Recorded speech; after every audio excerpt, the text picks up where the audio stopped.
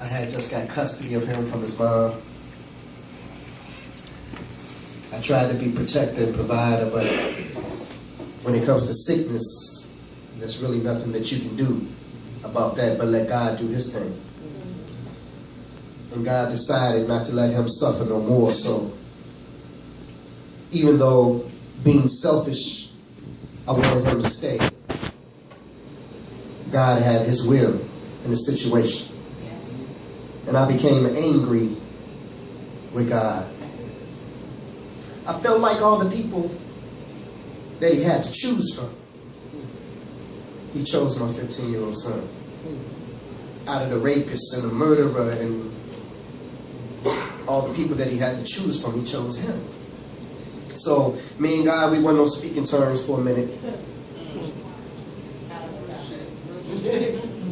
I wrote this piece. The name of this piece is called E.G.O. Everybody say E.G.O. E.G.O. It's an acronym that stands for Ease and God out.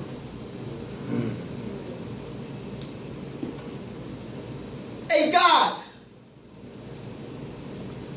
where you at? I've been looking for you. Seems like you've been avoiding me or something. And I've been searching for you for years with no answer, just anticipation. And I've been going through this transformation, but every time I call on you, God, it's like I get put on hold. And they say that you hear all and that you see all, but seems like you ain't never available, God, when I call. See, all I remember was January 91. I had just left Simeon's Martin Luther King ceremony speaking. I wasn't feeling too well that day. Little did I know that all the while, my appendix had been leaking. And where are you, God?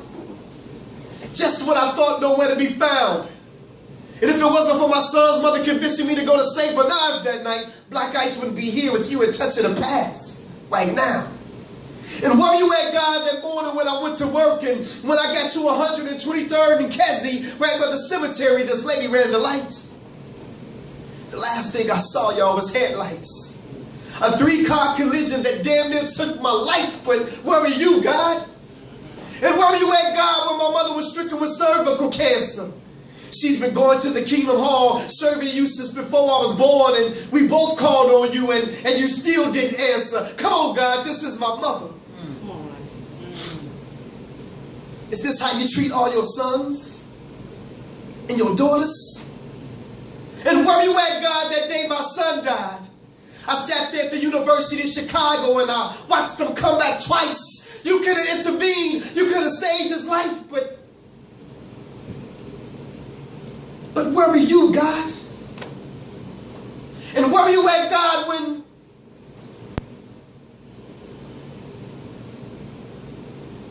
okay, my son, I've heard enough.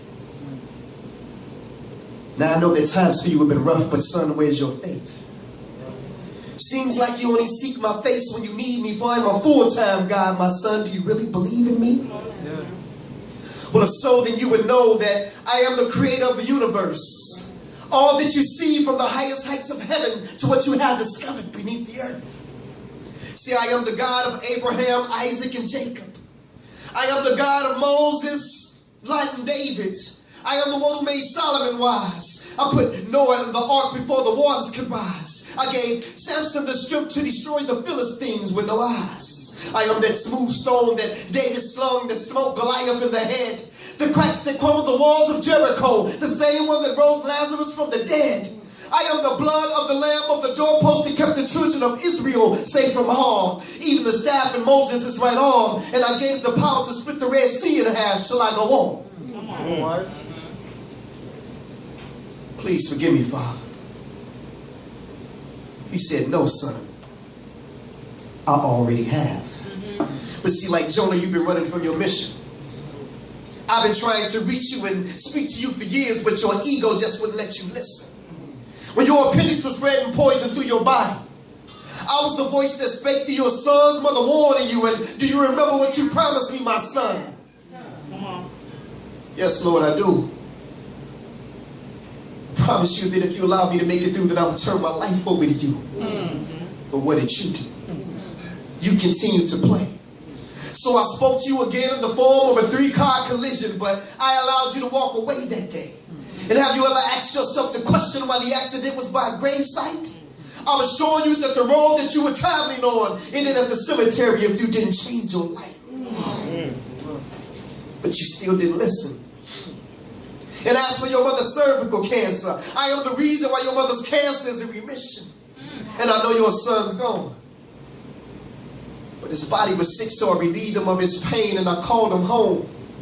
And yet and still I stayed by your side all those moments that you felt alone, yet you still rejected my truth. If you only could have put your ego to the side and listened to all those whom I sent to you. Lord, you mean to tell me what all the while I was waiting to hear from you? You were sending me messages through all those whom I rejected? Yes, my son, this is true. And instead of focusing on all these guides and what you see on the outside, submit to the truth that you find inside. For Satan is the one who subtracts and divides, and I am the one who adds and multiplies. I'm telling y'all, he opened my eyes. And so to those of you who can't accept the truth, because your ego won't allow you to accept who the truth is coming through, take this as a lesson. Because see, God just ain't using these pastors today, because asking some of these pastors questions is just like asking blind men for directions. Come on. Talk about it.